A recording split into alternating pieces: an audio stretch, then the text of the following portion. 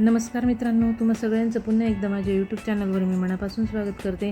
आजच्या व्हिडिओमध्ये आपण संकलित मूल्यमापन चाचणी क्रमांक 2 म्हणजेच वार्षिक परीक्षेचा पेपर सत्र 2चा पेपर पाहतोय मित्रांनो. इयत्ता 8वी विषय असणारे समाजशास्त्र. त्याच्यासाठी तुम्हाला गुण आहेत 50 आणि 10 गुण आहेत तोंडीसाठी. येणाऱ्या परीक्षेच्या दृष्टीने आपण तयारी करून घेत आहोत, म्हणून वेळ न वाया घालवता आपण डायरेक्ट व्हिडिओला सुरुवात करत आहोत. प्रश्न पहिला आहे, काय आहे? रिकाम्या जागा भरा. गुण 6. गांधीजींनी आपल्या कार्याची सुरुवात टिंबटिंब या देशातून केली, तर कोणत्या देशातून केली मित्रांनो? उत्तर आहे आफ्रिका. दुसरं बघा, खान अब्दुल गफार खान यांनी टिंबटिंब या संघटनेची स्थापना केली, तर बघा खुदा ए खिदमतगार या संघटनेची त्यांनी स्थापना केली. इंडिया हाऊसची स्थापना टिंबटिंब यांनी केली, तर कोणी केली इंडिया हाऊसची स्थापना? श्यामजी कृष्ण वर्मा यांनी, पंडित श्यामजी कृष्ण वर्मा यांनी. चौथं बघा, भारत व पाकिस्तान या 2 स्वतंत्र राष्ट्राची निर्मिती करण्यासाठी टिंबटिंब यांनी तयार केली. योजना टिंबटिंब यांनी तयार केली, तर कोणी केली मित्रांनो? त्याचं उत्तर आहे लॉर्ड माउंटबॅटन. 4चं उत्तर काय असणार आहे? Lord Mountbatten. आणि बघा, पाचवा आहे, भारतात लहान मोठी अशी 600च्या वर टिंबटिंब होती, तर काय होती? संस्थाने होती मित्रांनो. 5चं उत्तर काय असणार आहे? संस्थाने. बघा, संस्थाने. आणि बघा 6 काय आहे? कोणत्या राज्याची निर्मिती झाली मित्रांनो? महाराष्ट्र राज्याची निर्मिती झाली. महाराष्ट्र. बघा पुढचा ब प्रश्न बघा, खालील प्रश्नांची एका वाक्यात उत्तरे लिहा. पहिला आहे, सुभाषचंद्र बोस यांना सरकारने बंदिवासात टाकलं, तर काय झालं? बघा उत्तर आहे ब्रिटिशांविरुद्ध जनमत जागृत केल्यामुळे आणि त्यांच्या जहाल क्रांतिकारी विचारांमुळे सरकारने सुभाषचंद्र बोस यांना बंदिवासात टाकलं. दुसरं बघा, वैयक्तिक सत्याग्रहाचे पहिले सत्याग्रही कोण होते? तर वैयक्तिक सत्याग्रहाचे पहिले सत्याग्रही होती आचार्य विनोबा भावे.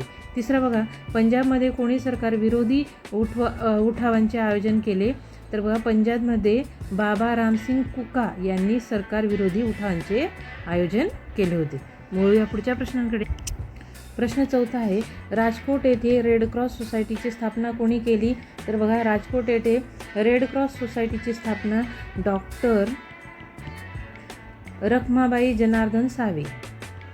रखमाबाई जनार्दन सावे. पुढचं बघा, त्रिमंत्री योजनेत सहभागी मंत्र्यांची नावे लिहा. कोणकोणतं होतं बघा? तर ते होते पॅथिक लॉरेन्स, दुसरे होते स्टॅफर्ड क्रिप्स आणि तिसरे होते NV अलेक्झांडर.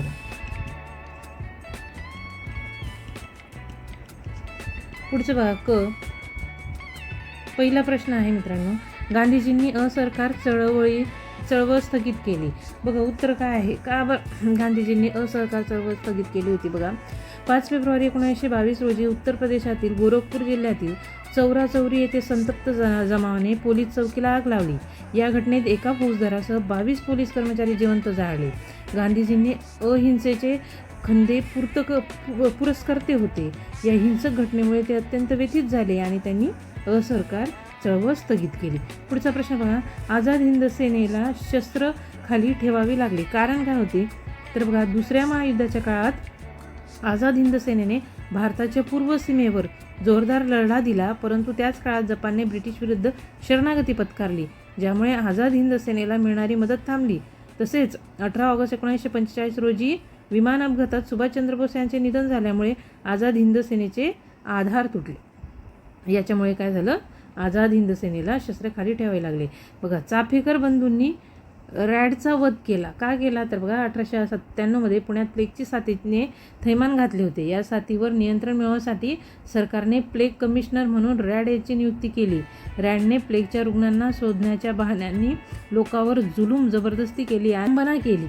या अन्यायाचा बदला घेण्यासाठी दामोदर आणि बाळकृष्ण या चाफेकर बंधूंनी 22 जून 1897 रोजी रॅडचा वध केला. वळूया पुढच्या प्रश्नांकडे. प्रश्न 2 टिपा लिहा. गुण आहेत 6. पहिला आहे का दिवाणी व फौजदारी कायदा. बघा दिवाणी कायदा, व्यक्तीच्या हक्कांवर गदा आणणाऱ्या विवादांशी हा कायदा संबंधित असतो. उदाहरणार्थ जमिनीचे वाद, भाडे करार, घटस्फोट इत्यादी. यात न्यायालयाकडे दाद मागितली की न्यायालय निर्णय देते. आणि दुसरं फौजदारी कायदा, तर बघा गंभीर स्वरूपाच्या गुन्ह्यांसाठी हा कायदा वापरला जातो. उदाहरणार्थ चोरी, घरफोडी, हुंड्यांसाठी छळ, हत्या इत्यादी. या गुन्ह्यात पोलिसांकडे माहिती अहवाल दाखल करावा लागतो. गुन्हा सिद्ध झाल्यास शिक्षेची तरतूद असते. दुसरं बघा राज्यपाल, तर बघा घटक राज्यांच्या नामधारी प्रमुख म्हणजे राज्यपाल होय. त्यांची नियुक्ती राष्ट्रपतींकडून केली जाते. राज्याचा कारभार राज्यपालाच्या नावाने चालतो, परंतु प्रत्यक्षात मुख्यमंत्री आणि मंत्रिमंडळ तो चालवतो. विधानसभेने मंजूर केलेल्या विधेयकांवर राज्यपालाची स्वाक्षरी झाल्याशिवाय त्याचे कायद्यात रूपांतर होत नाही. प्रश्न क बघा, थोडक्यात उत्तरे लिहा. गुण आहेत 4. पहिला प्रश्न आहे, संविधानाने भारतासाठी संघराज्य व्यवस्था का स्वीकारली? उत्तर बघा, भारत हा विस्तार मोठा असलेला आणि विविधतेने नटलेला देश आहे. एकाच ठिकाणाहून इतक्या मोठ्या देशाचा राज्यकारभार करणे कठीण असते. दूरवरच्या प्रदेशातील लोकांच्या समस्येकडे दुर्लक्ष होऊ नये आणि सर्वांना राज्यकारभारात सहभागी होता यावे, यासाठी संविधानाने संघराज्य पद्धतीचा स्वीकार केलेला आहे. आणि दुसरा पहा, सनदी सेवांमध्येही राखीव जागांचे धोरण का आहे? तर बघा, समाजातील सर्व घटकांना, विशेषतः ज्यांना ऐतिहासिक कारणांमुळे विकासाच्या संधीपासून वंचित ठेवले गेले, त्यांना प्रशासनात प्रतिनिधित्व मिळावे, हा यामागचा मुख्य उद्देश आहे. अनुसूचित जाती, अनुसूचित जमाती आणि इतर मागासवर्गीयांना प्रशासकीय प्रवाहात सामील करून घेऊन सामाजिक न्याय प्रस्थापित करण्यासाठी सनदी सेवांमध्ये राखीव जागांचे धोरण राबवले जाते. प्रश्न तिसरा आहे पहा, रिकाम्या जागा भरा. गुण 3 आहेत. पहिलं आहे पहा, जन्मदर हा मृत्यूपेक्षा अधिक असल्यास लोकसंख्या काय होते? तर लोकसंख्या वाढते मित्रांनो. दुसरं पहा, भारतातील नद्यांना टिंबटिंब पासून पाणी मिळते. तर कशापासून मिळते? पावसापासून.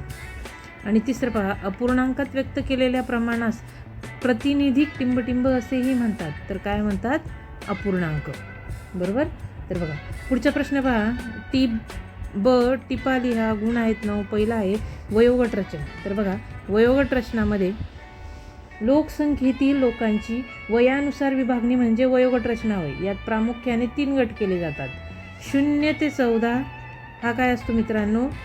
हा बाल वयोगट असतो. कोणता असतो? बालक. नंतर 15 ते 59 हा असतो तरुण किंवा कार्यक्षम. आणि नंतर 60 पुढे ते असतात वृद्ध. यांचा गट असतो मित्रांनो. यामध्ये तुम्ही याविषयी माहिती लिहू शकता. लघु उद्योग, तर बघा, ज्या उद्योगांमध्ये कमी भांडवल, कमी मनुष्यबळ आणि साध्या यंत्रसामग्रीचा वापर केला जातो त्यांना लघुउद्योग म्हणतात. हे उद्योग स्थानिक पातळीवर उपलब्ध असलेल्या कच्च्या मालाच्या आधारावर केले जातात. उदाहरणार्थ मातीची भांडी बनवणे, अगरबत्त्या तयार करणे, दुग्ध व्यवसाय इत्यादी हे उद्योग रोजगार निर्मितीसाठी महत्त्वाचे ठरतात. बघा प्रश्न क आहे, कारणे लिहा. गुण आहेत 8. पहिला आहे, लोकसंख्या हे एक महत्त्वाचे संसाधन आहे. तर काय कारण आहे? कोणत्याही देशाचा विकास हा त्या देशातील लोकसंख्येच्या गुणवत्तेवर आणि संख्येवर अवलंबून असतो. लोकसंख्या ही देशासाठी मानवी भांडवल म्हणून काम करते, जे नैसर्गिक संसाधनाचा वापर करून उत्पादन घेते. कार्यक्षम आणि सुशिक्षित लोकसंख्या देशाच्या आर्थिक आणि सामाजिक आणि तांत्रिक प्रगतीला वेग देते. दुसरा प्रश्न बघा, नागरी भागात सार्वजनिक सुविधा क्षेत्र अत्यावश्यक असतात, कारण शहरांमध्ये लोकसंख्येची घनता खूप जास्त असते. त्यामुळे शिक्षण, आरोग्य, वाहतूक आणि मनोरंजनाच्या संसाधनाची मागणी मोठी असते. नागरी भागातील जागेची कमतरता असल्याने वैयक्तिक सोयींपेक्षा सार्वजनिक सोयी सुविधा जसे की रुग्णालये, शाळा, बागा अधिक लोकांच्या गरजा पूर्ण करू शकतात. शहरातील जनजीवन सुरळीत चालण्यासाठी आणि सामाजिक कल्याणासाठी या सुविधांचे नियोजन करणे प्रशासनासाठी अनिवार्य असते. तिसरा प्रश्न पहा, साक्षरतेचा विकासाशी थेट संबंध असतो. काय कारण आहे? बघा, साक्षरता हे लोकांच्या प्रगतीचे आणि गुणवत्तेचे लक्षण आहे. साक्षर लोक नवीन तंत्रज्ञान आणि कौशल्य लवकर आत्मसात करू शकतात. साक्षरतेमुळे रोजगार आणि उत्पन्नाच्या संधी वाढतात. त्यामुळे राहणीमान सुधारते आणि गरिबी कमी होते. उच्च साक्षरता दर असलेल्या देशांत सामाजिक जाणीव आणि राजकीय सहभाग जास्त असतो, जो देशाच्या सर्वांगीण विकासासाठी कारणीभूत ठरत असतो. आणि शेवटचा प्रश्न पहा मित्रांनो, भूमी उपाययोजनेनुसार प्रादेशिक विकसित व विकसनशील असे वर्गीकरण करता येते, कारण विकसित देशांमध्ये जमिनीचा मोठा भाग औद्योगिकरण, पायाभूत सुविधा आणि शहरीकरणासाठी वापरला जातो. विकसनशील प्रदेशातील भूमीचा वापर प्रामुख्याने शेती आणि प्राथमिक व्यवसायांसाठी केला जातो. जमिनीचा वापर कशा प्रकारे आणि किती कार्यक्षमतेने केला जातो यावर त्या प्रदेशाची आर्थिक स्थिती स्पष्ट होते. म्हणून भूमी उपाययोजन हे महत्त्वाचे विकासाचे एक निर्देशक ठरते. चला तर मित्रांनो, आजच्या व्हिडिओमध्ये इथेच थांबूया. व्हिडिओ आवडल्यास लाईक, शेअर, कमेंट करायला विसरू नका. चॅनलवर पहिल्यांदा आला असाल तर चॅनल नक्की सबस्क्राईब करा.